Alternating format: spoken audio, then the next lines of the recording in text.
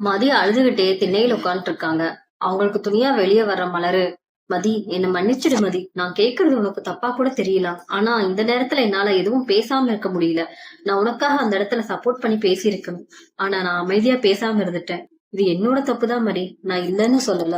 நம்ம வீட்டுல அத்தை எப்பவுமே இப்படிதான் மதி. ஆரம்பத்துல இருந்தே அவங்க என்ன தப்பு பண்ணாலும் அது அவங்க மேல இருக்கிற தப்பா ஏத்துக்கவே மாட்டாங்க. எப்படியாவது மத்தவங்க மேல பழி போட்டு அவங்க தப்பிச்சுக்கணும் தான் பாப்பாங்க. அது மட்டும் இல்ல மதி, நாம ஏதாவது ஒரு வார்த்தை சாதாரணமா சொல்லியிருப்போம். ஆனா அத்தை அதை அப்படியே மாத்தி 1க்கு 10 வார்த்தையா சேர்த்து போட்டு சுரேஷ் கிட்டயும் மாமா கிட்டயும் பேசுவாங்க. இதுதான் மதி அத்தை கிட்ட எனக்கு சுத்தமாவே பிடிக்காத விஷயம். ஏன் மதி, நான் இவ்வளவு தூரம் கிட்ட கெஞ்சி பேசிட்டு இருக்கேன், ஆனா திரும்ப நீ ஒரு வார்த்தை கூட பேச மாட்டேங்கிற. என் மேல உனக்கு கோவமா மதி? என்ன ஆச்சு, மனசுல இருக்கிறத சொல்லு. இப்ப கூட ஒண்ணும் கெட்டு போகல. நீ முதல்ல எந்திரிச்சு சொல்லவா. எதுவானாலும் நாம வீட்டுக்குள்ள போய் அத்தைகிட்டயும் சுரேஷ் கிட்டயும் பேசி சரி பண்ணிக்கலாம். இப்படி வாசல்ல உட்கார்ந்து இருக்கிறது நல்லா இல்ல மதி, வா போலாம் அப்படிங்கிறாங்க. மதி சொல்றாங்க, அக்கா என்னோட கைய தயவு செஞ்சு விட்டுடுங்கக்கா. இவ்வளவு நேரமா இந்த வீட்டுல இருக்கிறவங்க எல்லாரும் என்ன கேள்வி மேல கேள்வி கேட்கும் போது, சுரேஷ் என்ன வீட்டை விட்டு போன்னு சொல்லும் போதும் கூட நான் ஏன் ஒரு வார்த்தை கூட அமைதியா பேசாம இருந்தேன்னு உங்களுக்கு தெரியுமா? அதுக்கு பின்னாடி ஒரு பெரிய காரணம் இருக்குக்கா. அதை நீங்க எல்லாரும் இன்னும் கொஞ்ச நேரத்துலதான் பார்க்க போறீங்க. இன்னும் கொஞ்ச நேரத்துல இந்த வாசல்ல என்ன நடக்குதுன்னு மட்டும் நீங்க அமைதியா இருந்து பாருங்க. மதி, எனக்கு ஏதோ பயமா இருக்கு. எந்த ஒரு புதிய பிரச்சனையும் வேண்டாம்.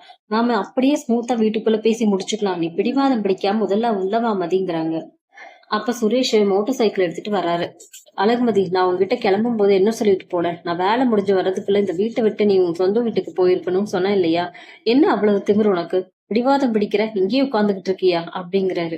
உன்னோட எண்ணம் எனக்கு நல்லாவே தெரியுது அழகுமதி.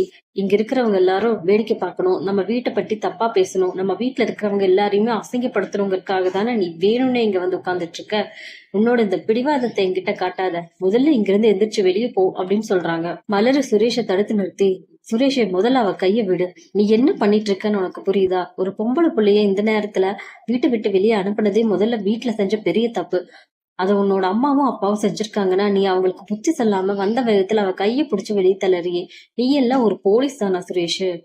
உங்க அம்மாவும் அப்பாவும் ஏதோ ஒரு கோவத்துல அவளை வெளியே போ, அங்கேயே உட்காரு, உள்ள வரக்கூடாதுன்னு சொன்னாங்கன்னா ஒரு புருஷனா அவளுக்கு நியாயம் கேட்காம அவங்கள விட மோசமா நடந்துக்கிற. உன்னை நான் எவ்வளவு நல்லவன் நினைச்சேன். ஆளாளுக்கு ஒவ்வொரு பக்கம் பேசிட்டு இருந்தீங்களேன்னு நாம ஏன் பேச தேவையில்லாம பிரச்சனையை பெருசு பண்ணணும் தான் இவ்வளவு நேரம் அமைதியா இருந்தேன். ஆனா இதுக்கு மேல நீ பண்ற அநியாயத்தை என்னால பாத்துட்டு சும்மா இருக்க முடியாது. ஒழுங்கா மதிய கூட்டிட்டு உள்ள போ சுரேஷ், அவளை உள்ள வர சொல்லுன்னு சொல்றாங்க. அங்க வந்த பக்கத்து வீட்டுக்காரங்க, என்னப்பா அது, இந்த வீட்டுல எப்ப பார்த்தாலும் ஒரே சண்டையா இருக்கு. அதுவும் அந்த பையன் போலீஸ் வேலை பாக்குறான், ஆனா நைட் நேரத்துல பொண்டாட்டிய வெளியே துரத்தி விட்டு கைய பிடிச்சிட்டு இருக்கிறான். ஆமாங்க, ஆமாங்க, ஒரு போலீஸே இப்படி பண்ணா எப்படி? நான் இப்பவே கமிஷனருக்கு போன் பண்ணி இந்த ஏரியால நடக்கிற பிரச்சனையை பத்தி சொல்றேன். ஒரு போலீஸ்காரனே தப்பு பண்ணும் போது கமிஷனர் வந்தாதான் சரியா இருக்குங்கிறாங்க. பக்கத்து வீட்டுக்காரங்க கமிஷனருக்கு போன் செஞ்சு விவரத்தை சொல்றாங்க. போலீஸ் ஜீப்பும் வருது. சுரேஷ் மதிக்கிட்ட, அழகுமதி ப்ளீஸ் உள்ளவா, முதல்ல போலீஸ் வண்டி சவுண்டு கேக்குது, யாராவது ரவுண்ட்ஸ் வர போலீஸ்காரங்க நம்ம வீட்டை இப்படி பார்த்தா எனக்கு அசிங்கம். என்னோட டிபார்ட்மெண்ட்ல இருக்கிறவங்க என்னை பத்தி தப்பா நினைப்பாங்க. உனக்கு புண்ணியமா போகும், முதல்ல வீட்டுக்குள்ள வாங்க கெஞ்சுறாங்க சுரேஷ். நான் ஒன்னும் உள்ள வர மாட்டேன். நீங்க தானே என்ன இந்த வீட்டை விட்டு வெளியே போகணும்னு சொல்லி கழுத்தை பிடிச்சு அனுப்பாத குறையா அனுப்புனீங்க. என் மேல எந்த தப்பு இல்லைன்னு நான் கண்டிப்பா இந்த ஊர் உலகத்துக்கு முன்னாடி நிரூபிப்பேன் அப்படிங்கிறாங்க. உங்க அம்மா இப்ப என்கிட்ட வந்து எல்லாரும் முன்னாடியும் மன்னிப்பு கேட்டே ஆகணும். அவங்க மன்னிப்பு கேட்டா மட்டும்தான் நான் இந்த வீட்டுக்குள்ள கால வைப்பேன். இல்லைன்னா நான் விடிய விடிய இங்கேயே இதே திண்ணையில உட்கார்ந்து இருக்கிறதுக்கு ரெடியா இருக்கேன்.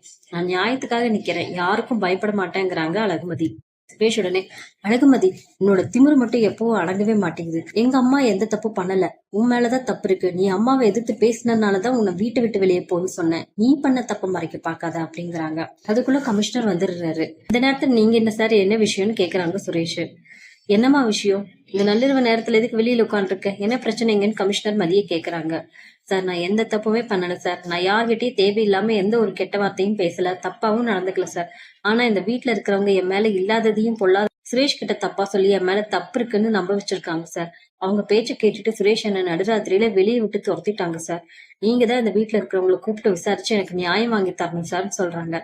அப்ப பார்த்து ராகவன், லட்சுமி வெளியில ஏதோ போலீஸ் சத்தம் கேக்குது, பெரிய பிரச்சனையா இருக்கும் போல, நம்ம என்னன்னு போய் வெளியே பாக்கலாமான்னு வராங்க.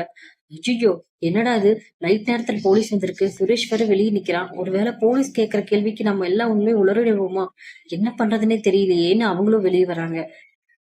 கமிஷனர் ராஜலட்சுமி பார்த்து, ஏமா நீதான சுரேஷோட அம்மா, இங்க வா, உங்ககிட்டதான் முதல்ல விசாரிக்கணும். இந்த பொண்ணு சொல்றது நிஜமா? நீங்க தான் இந்த பொண்ணை வீட்டை விட்டு துரத்துட்டீங்களான்னு கேக்குறாரு. ராஜலட்சுமி என்ன சொல்றோன்னு தெரியாம பதட்டத்துல இருக்காங்க. அப்ப பார்த்து மலரு ரெக்கார்ட் பண்ணி வச்ச மொபைல சுரேஷ் கிட்ட கொடுத்து, இங்க ஒரு நிமிஷம் வா சுரேஷ், இந்த வீடியோவை கொஞ்சம் பாருங்கிறாங்க. அண்ணே நீங்க என்ன வேற இப்ப தொந்தரவு பண்றீங்க? நானே எங்க கமிஷனர் சார் முன்னாடி என்ன பதில் சொல்றதுன்னு பயத்துல நின்னுட்டு இருக்கேன். நான் சொல்றதுல முதல்ல கேளு சுரேஷ், உங்க அம்மா மேலதான் தப்புங்கிறதுக்கு ஆதாரம் இதுலதான் இருக்கு. இந்த வீடியோவை நீ முதல்ல பாரு. இப்போ உங்க அம்மா தப்பு பண்ணாங்க நான் சொன்னா நம்ப மாட்டீங்க. அதனால இவ்வளவு நேரம் வாய் மூடிட்டு இருந்தேன். இந்த வீடியோவை பார்த்ததுக்கு அப்புறம் உனக்கு மதி மேல எந்த தப்பு இல்லைன்னு உனக்கு புரியும் அப்படின்னு அந்த வீடியோ கொடுக்குறாங்க. சுரேஷும் அதை பாக்குறாரு. பார்த்துட்டு டென்ஷன் ஆகி அதிர்ச்சியில நிக்கிறாரு. அச்சோ, அப்ப மதி சொன்னது எல்லாமே நிஜம்தானா? நம்ம அம்மா மேலதான் தப்பா? மதி எந்த தப்பு பண்ணல, அவ கரெக்டா தான் சொல்லியிருக்காளா? நாம தான் ஒரு போலீஸ்காரனை இருந்துகிட்டு கொஞ்சம் கூட நிதானமா யோசிக்காம அம்மாவோட பொய் பேச்ச கேட்டுட்டு சொந்த பொண்டாட்டியே வீட்டை விட்டு நடுராத்திரில துரத்திருக்கேனே, எவ்வளவு பெரிய தப்பு பண்ணிருக்கேன்னு ஃபீல் பண்றாங்க. சுரேஷ் உடனே கமிஷனர் சார் கிட்ட, சார் என்ன மன்னிச்சிடுங்க, நாங்க பண்ணது ரொம்ப பெரிய தப்பு தான் சார். எங்க குடும்ப விஷயத்துல நான் கொஞ்சம் அவசரப்பட்டுட்டேன். நான் உடனே அழகுமதியை இப்பவே வீட்டுக்குள்ள கூட்டிட்டு போயிடுறேன் சார் அப்படிங்கிறாரு. சுரேஷ், உன் மனசுல என்னதான் நினைச்சுக்கிட்டு இருக்க? நீ ஒரு போலீஸ் ஆபீசர் தானே, டிபார்ட்மெண்ட்ல தானே வேலை பாக்குற.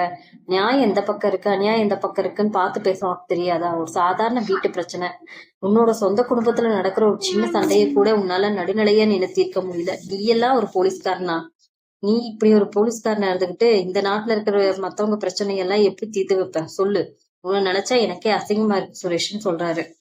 ராஜலட்சுமி போலீஸ்காரங்க கிட்ட, சார் நான் வேணும்னே பண்ணல சார், மதி என்ன மதிக்காம பேசினாலா, அதான் சுரேஷ் கிட்ட கொஞ்சம் மாத்தி சொல்லிட்டேன் சார், என்ன விட்டுருங்க சார்ங்கிறாங்க.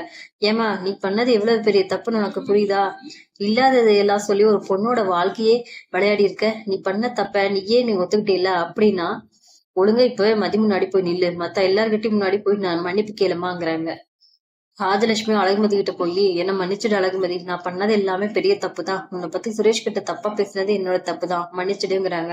ராஜலட்சுமி மதி கிட்ட மன்னிப்பு கேட்பதை பார்த்து மலர் சந்தோஷப்படுறாங்க.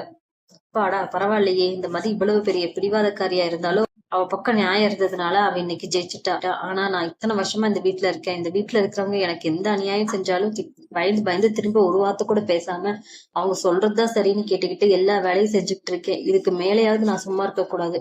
நானும் மதி மதி மாறணும். எனக்கான நியாயத்தை நானே கேட்டு கத்துக்கணும். லட்சுமி கமிஷனர் சார் கிட்ட, சார் என்ன போலீஸ் ஸ்டேஷனுக்கு எல்லாம் கூட்டிட்டு போயிடாதீங்க சார், என்ன விட்டுடுங்க. நான் சத்தியமா சொல்றேன், இதுக்கு மேல இந்த வீட்டுல மதிய பத்தி எந்த ஒரு தப்பான விஷயமும் பண்ண மாட்டேன் சார்.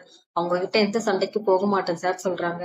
இங்க பாருங்கம்மா, நீ சுரேஷோட அம்மாங்கிறதுனாலயும் உன்னோட வயசுக்கு மதிப்பு கொடுத்து மட்டும்தான் உன்னை இந்த பாட்டி உன்னை அரெஸ்ட் பண்ணாம விடுறேன். இதுதான் உனக்கு முதல் கடைசி எச்சரிக்கை.